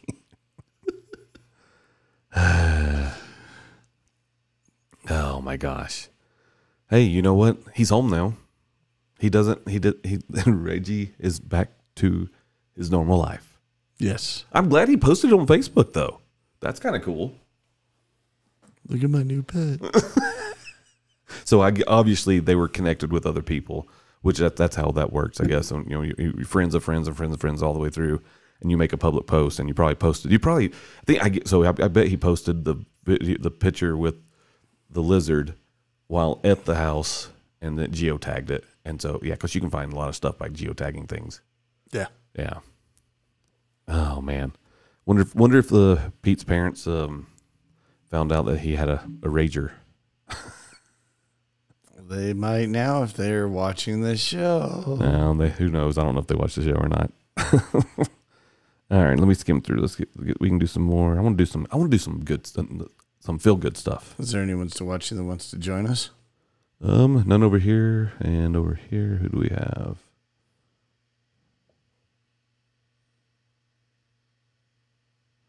Let's see. Can we add? So, all right. Let's keep going. I saw some good ones earlier. I mean, they're all good. Don't get me wrong; they're all good. But you kind of go through again. It's the emotions of going through all the different ones that you go through. You kind of want to have a different feel. Okay. Hey, Devin. I just had to share. I've been working for my company for 5 years, and I finally got a promotion. I've been fighting for it. It feels surreal, but also it feels scary. Now I'm managing a team of people who used to be my peers, and I'm worried about how to navigate that without things getting awkward. Any tips on being a good boss while staying true to yourself? I mean, be the person you were before. I mean, they obviously saw that there was something good in you. That's why you got the promotion. I mean, you there is an element of responsibility now. So you have that element of responsibility that you have to deal with. But on the other side, just be you, and treat people with respect, and it'll work out. And congratulations on the promotion, by the way. That's awesome. A lot of people try to get promotions for their jobs and they fail at it, or they just doesn't come in time. So no, that's awesome. Especially in this day of age where it seems like so many people jump the ship when it comes to businesses like crazy. So no, that's awesome. Just be yourself. It'll work out. Let everybody know that you're there for them and they need to be there for you. Simple as that. Yeah. Agree. Yeah. Hey, Devin, I don't have a big question or crisis. Oh, that's cool. I just wanted to say hi. I've been listening to your podcast for a while, and I love the advice you give. Sometimes it feels like you're speaking directly to me. Thanks for keeping me company on my long commutes. Keep doing what you're doing. My best longtime listener. Oh, that's cool. There you go. It's nice when people just say hi. I like when people say hi. Glad you listen. Appreciate it. So long-time listener. Hi. Yeah. Hello. What else we got?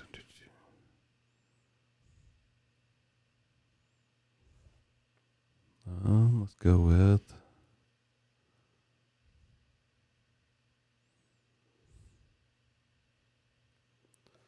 Let's try this one. I always highlight them so I can mark them as being done. Hey, Devin, no crisis or major life update here. Oh, see, I like this. I kind of feel like Steve from Blue's Clues. We just got a letter. Mail time. Yeah. So. Wonder who it's from. Do you follow Steve on Instagram or TikTok? No. You should. Okay. There's not a TikTok out there that I or TikTok account or Instagram account that I would be out there and say you got to follow this person, but you have to find the guy that played Steve on the. He's the lead singer of rock band. He's the lead singer of rock band. He's bald now and all this other stuff. He posted the other day, and it was just like Blue's Clues Steve ever could be. He gets there and he goes, "Hey, I just want to check in with you guys. How are you doing?" And then he pauses. And he goes, "Mm-hmm. Oh. Yeah. Oh." And it's drawn out, just like he did on Blue's Clues, right? That has been one of his most viral videos ever because so many people just need someone to talk to. And I'm going to do my own plug here. That's why I do this. Seriously. That's why I do this. Because people need somebody to talk to. I think it's awesome. I mean, and the fact that he did that and he's still that way, that's huge for me. I think that tells you his character of who he really is. Again, I think that's awesome. Anyway, back to this. Hey, Devin, no crisis or major life update. Just wanted to check in and say thank you for the advice you've given me over the past few months. Okay. Just help me navigate some tough times, and I'm happy to say things are looking up now. I'm in a better place mentally and emotionally, and I finally feel like I'm moving in the right direction. Just wanted to send you some positive vibes. Warmly, feeling good. I wish people would tell me who these people are, though, because I've had a lot of conversations the past few months. So whether it's been on the podcast or in person, I don't know, but I also have told people don't tell me who you are because we want to keep that quiet because sometimes you just don't want people to say stuff. But didn't you say it earlier? It is anonymous. We want you to be anonymous and keep it private, but we want your private things public. Yeah. Just your private things. Not that kind of private things. Not that kind of private things. I don't do that kind of show. That show is not what kind of show we do. Hey, Devin, I'm struggling with anxiety for years, but always brush it off. I finally started therapy a few months ago, And wow, what a game changer. I feel like I'm slowly unpacking things I've buried for years, and it's been hard but rewarding. I want to share that with you because your podcast encouraged me to take that step. Any tips on how to keep going when therapy gets tough? Healing in progress. Okay. I've got a tip, but that's just because I've been through therapy recently. So, but Go for it. What's your tip? Well, when therapy gets tough, the truth is the truth. I made many mistakes, and sometimes when we go to that therapist, we like to hide behind the curtain of only telling them what we think they want to hear, just so we can get a little bit out of there. At the end of the day, I was grateful for my therapist when I was talking about certain things going on in my life, and she looked at me and she says, that's BS. But she said the word. She called you out. She called me out, and I said, what? She said, that's BS. You know what the truth is, so let's get to the truth. So ultimately, I would just say that to me is when therapy got tough, because I had to look at myself. And so the tip is just accept that, yes, that is who I was, and that's why I'm here in therapy, so I can shed the old skin of who I was and emerge a stronger individual. Yeah. So the thing, so I'm going to share some gratitude right now. One, honestly, this is kind of therapy for me, because I can vent a lot of things how I feel throughout my day by giving advice. And I can tell you, my gratitude part is I'm very grateful that people trust me enough to ask me questions, to ask my opinion on things, tell me that they're working through hard things, and then give me a chance to either support them and tell them, hey, you're going to be fine, you're going to do awesome, or trust me enough to call them out like your therapist did to you. Get over yourself, stop being stupid, and move forward. The fact that people trust me that much to do that, that's awesome. And I appreciate it. Now, to tips on how to work through therapy when it gets tough, own your crap, man. Just own up to it. Don't try to bottle it away and hide it. Own up to it and just do it. Do the hard things. The things that people in general, we run from hard stuff all the time. Stop running. I mean, you've already made the step to get to therapy and to change your life. So don't fall back into those same steps. Just own up to your crap, deal with it, and get better. Because, everybody around you, all your people that love you, they want you to be better, and you deserve to be better, and you can be better, and you're already getting better. So don't backslide. Do it. The fact that you're expressing concern about how to keep going when things get tough is an accolade that you need now to go look in the mirror and say, I'm on the right track, because you're recognizing that it might get tougher and you want to already persevere. Yeah. So congratulations to you for even bringing out that concern instead of hiding behind it and never acknowledging that there was a concern. The fact that you're right, the fact that they acknowledge that they don't want to backslide. That's fantastic. That is huge. That literally is setting the standard for what they need. And they acknowledge that they have done those things in the past, and so now they're going to move forward and do the right stuff. No, I think that's awesome. Just keep going. You got it. You got this. I tell a lot of people that, don't I? You do. It's one of my favorite things about you. I should get some T-shirts, man, that says "You got this," because you do. You got this. Hey, Devin, I did something crazy. I quit my corporate job and decided to travel the world. I'm living out of a backpack, exploring different countries, and it's been the most freeing experience of my life. My family thinks I'm nuts, but I'm finally living the life I've always dreamed of. Any advice on how to keep the momentum going and not falling into old routines once this adventure ends? Why does it have to end? That's my question. I think what you're doing is amazing.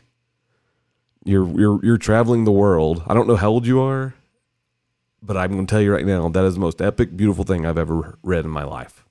I think more people need to follow that part of their dream and just make it happen. Now, on the other side, I do understand that some dreams are going to be impossible to get and to achieve. But on the other side, you're following your dream. You're traveling right now. So again, my question is, why does it have to end?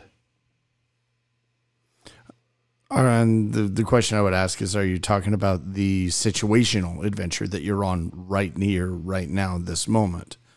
And if it is that, yes, stages in our adventure do end, but ultimately what I would say is before this particular situational adventure ends, create the next one. And then create the next one, and then create the next one. The thing is, I mean, so you want to know how to keep the momentum going, and like you're saying, keep the adventure going. Yeah. And the next one, and the next one, and then you're worried about falling into old routines.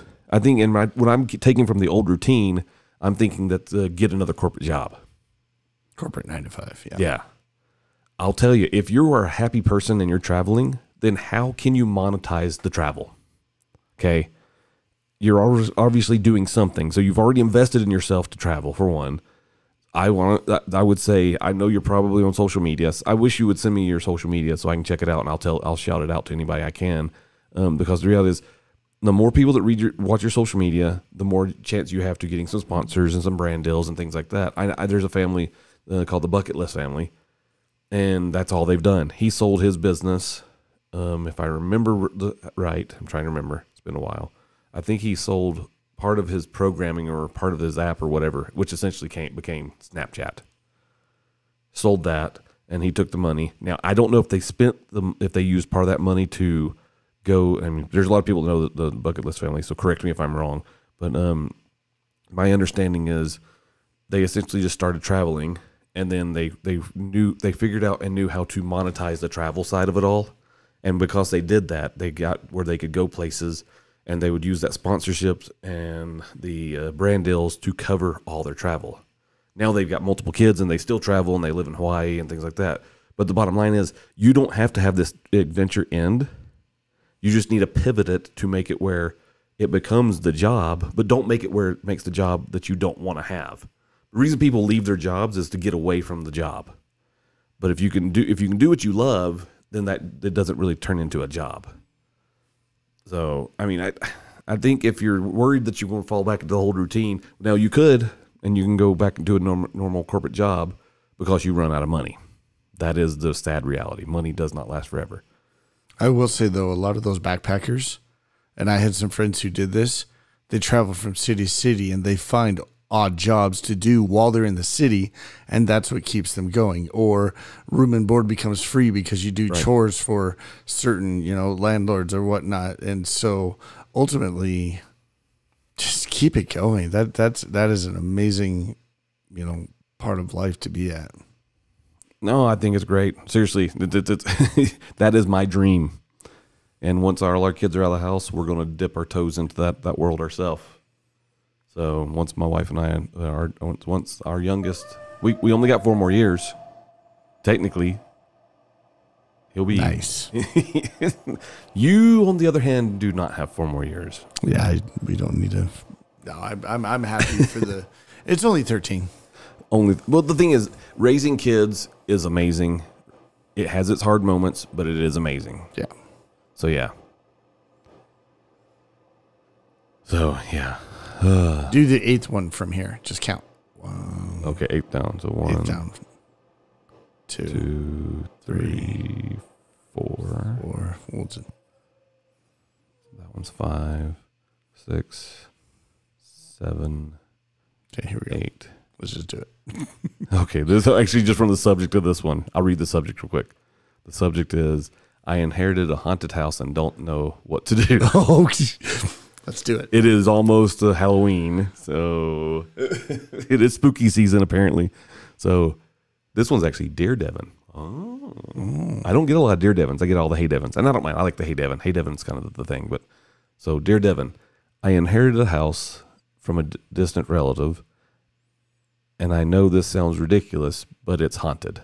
Strange things have been happening ever since I moved in. Lights flickering, cold spots, doors opening and closing by themselves. As the water sounds scary. Yeah, hey, perfect timing. Doors open and closing by themselves. I'm not usually superstitious, but it's freaking me out. I don't. Do I sell it and get out of there, or am I just paranoid? How do I handle a situation like this without sounding crazy?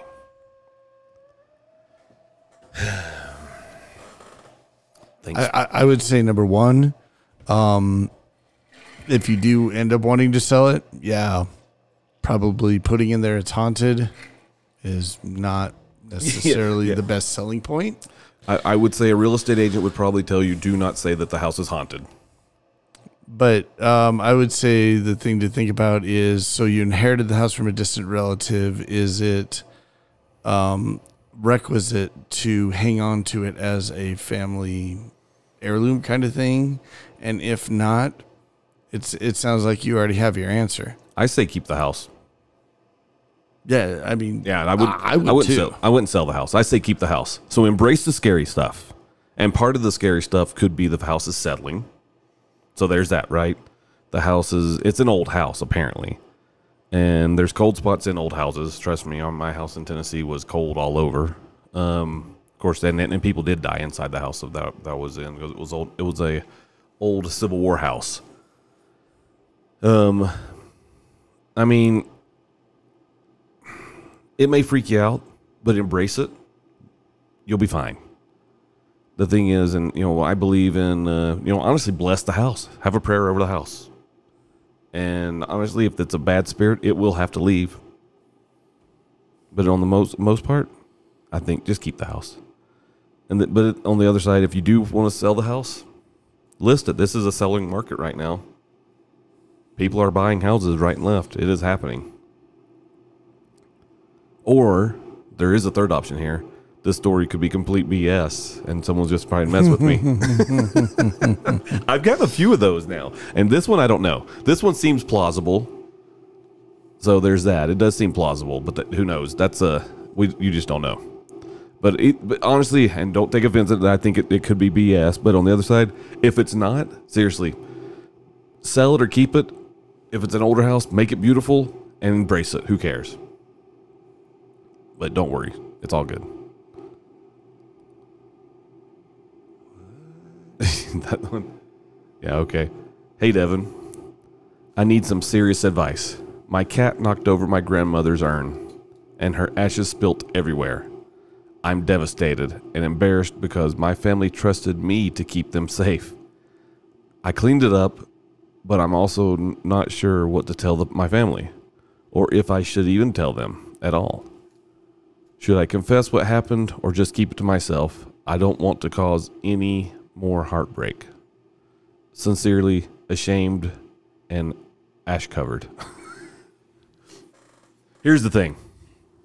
You got a couple options here. One of them is to say nothing, ever. Unless the urn was breakable. If the urn was breakable, then they're going to find out. Now, that'll be okay. If they find out, because the cat knocked over the urn, it'll be okay. Just tell them the cat knocked over the urn. And then if they say, hey, you should have kept it someplace safer. You can't keep things safe from a cat. I'll tell you that right now. Cats are little a-holes. It's true. But just if they were to ask you about this, own up to it. I'm not a proponent of lying. Just own up to it. Deal with it and move forward. Now, on the other side, it may never, ever come up. If the urn was a metal urn, you cleaned up your grandmother, you put your grandmother back into her home, and it's fine. I mean, you could always do like I told. So my mother-in-law, she was cremated, and when we first moved to Utah. We're walking through one of the thrift stores here, and And I see this big giant urn. I mean, so we're talking, it's probably 2 feet tall. It's a huge urn. And I look at my wife and I say, Shannon, I said, do you want to buy this? She goes, no, why? I said, well, you always said your mom wanted a bigger house. Oh, that's horrible. That's horrible, I know. I will burn in hell for that reason. But no, she laughed it off. I laughed it off. But in the reality, though, it's a joke. I made a joke, guys. Come on. No. The thing is, no one's going to really care. The person that really cares is you, because you're trying to be respectful to your grandmother and you're being respectful to the family. And I get that. But again, you probably don't even have to say anything. But then again, if it does come up, just say, hey, just own up to it. Own up to what was said, and you'll be fine. Truth is truth. That's right. So, yeah, you'll be fine.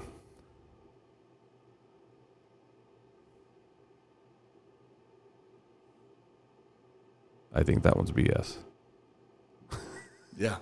I think that's BS. I just read it. If this one is not BS, then all I can say is that it's going to be okay. Should we get into this one? Sure. All right, here we go. There's been stranger things. I can know that stranger things have happened. So, hey, Devin, here's a wild one for you. I was at my wedding, and a stranger walked in, claimed to be my long-lost twin. My parents never told me I had a twin, and this person looks exactly like me. I'm still reeling from the shock and trying to piece together what the truth is. How do I process this life-altering bombshell? And how do I confront my family about keeping this secret from me? I have question number 1, really quick. Go for it. If it was at your wedding, your parents were there. Mm-hmm.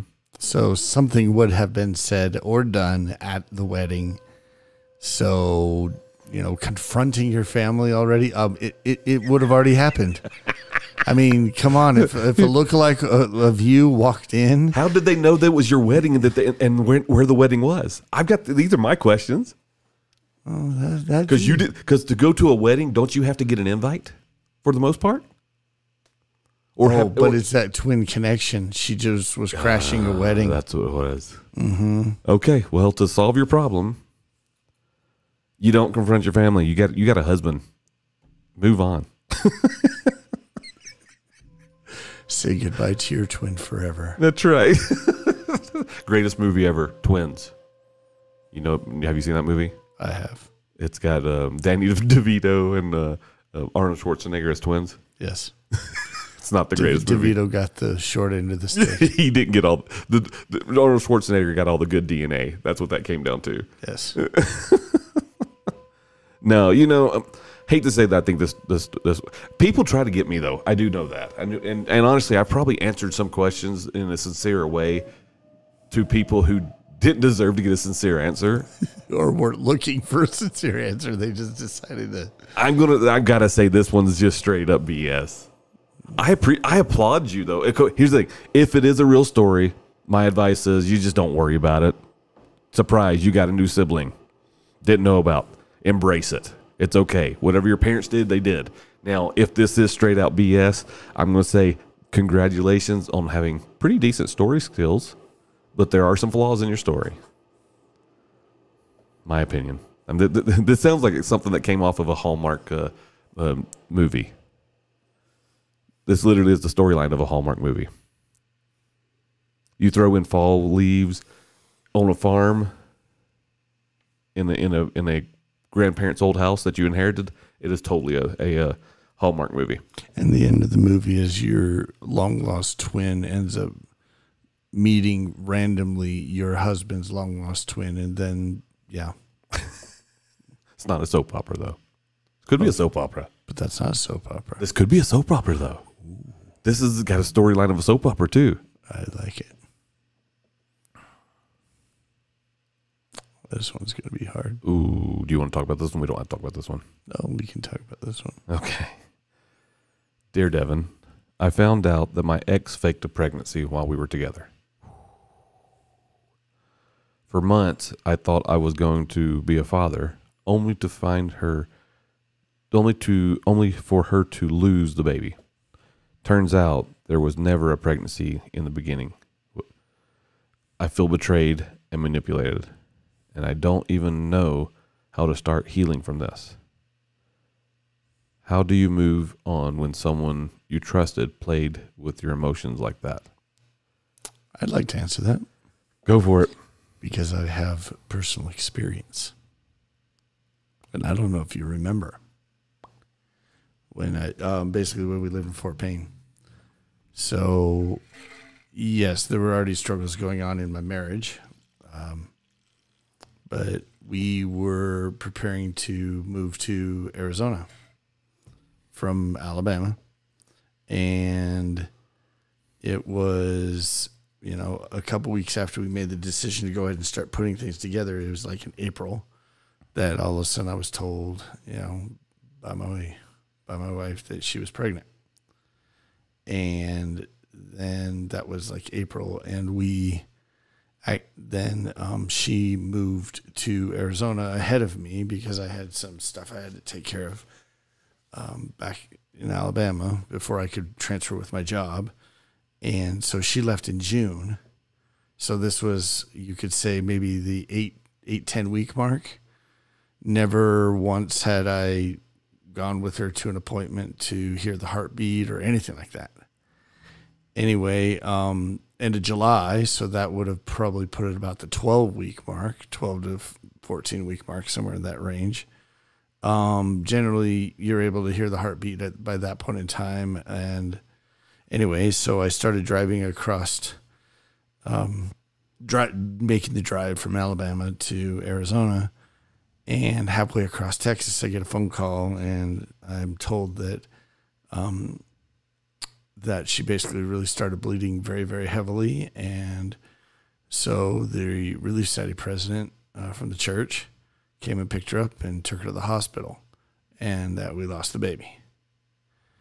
Okay, so I'm, halfway across Texas speeding. I actually got stopped by a cop. I explained the situation. The cop let me go. I mean, I was doing like 30 over. So anyway, I get to Arizona and all that stuff. And, of course, I'm trying to be, helpful and all that stuff, and very concerned about her health and everything. And, of course, sad with her that we lost the baby. Well, about a week later was the first Sunday that we went to church, and the Relief Society president came up and said, "Oh, okay, hi, you're Justin, blah, blah, blah." But there was never any talk about the hospital visit or anything. And I didn't ask. I just, said thank you for, taking care of my wife while she's been here without me. But nothing was ever alluded to it. And then come to find out that, the hospital was basically, they told me that I could not get my wife's medical records or anything. So, Right. So that long story is basically saying I to this day still don't believe that there was even a pregnancy. But my two oldest kids hear it from her all the time about Emily Kate. Right. So I'm, and this is years later. I mean, this was back in, what was that, 2007? Now we're 17 years later, and it's still being talked about as if it was. So how did I move on? Well, I moved on. That was one of the big reasons. It's tough to get past something like that. So my take is this, and I've said it, I always say this. One, they're an ex for a reason. That's the number one. You're not with them anymore. And when you were with them, you had a lot of emotions for the relationship and a lot of emotions that ended up being against the relationship. And now, and obviously, the thing is that most women don't get, sure, when my wife was pregnant with all of our kids, she was the one having the baby. I was not having the baby. But I was the father. I am the father. The emotional toll from having miscarriage, for having, any of that. It takes an emotional toll on the guy just as much as it does. I won't say just as much, in a different way for the man. And you went through every one of those emotions. I'm very confident that you did, and it was a super hard thing to do. I mean, you have been manipulated. You have been betrayed. But guess what? She is an ex. Now, yes, we do need to acknowledge those feelings that you have, and that you're, because it kind of just now finding out has brought them back up, which is also given you new emotions. And probably those emotions have justified the reason why you say, I'm glad I'm not with her anymore. Really? Absolutely. So you need to acknowledge the fact that you're no longer with this woman anymore and your life is better. The fact that she was manipulating you that way, that type of a narcissist is the worst type of person to ever be married to. You don't lie about that stuff. That's kind of like joking when people post online just as a joke. Oh, hey, guess what? I'm pregnant. Oh, good. Oh, guess what? April Fools. I don't believe in that. I think that's wrong. You don't joke about kids. Kids are important. You were manipulated. You have been betrayed. You can acknowledge that. You're probably in a relationship right now. You may be married or whatever. Find solace that you are in a great relationship with someone that loves you. And if you're not in a relationship with someone, find that understanding that, guess what? You're going to find somebody that's going to be better than the ex. Again, I said it before. I will always say it. They are an ex for a reason. You've been given a blessing. You have dodged that bullet. You can feel betrayed.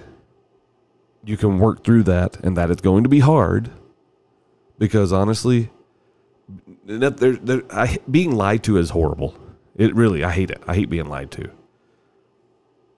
But guess what? You're strong, and you'll make it through it.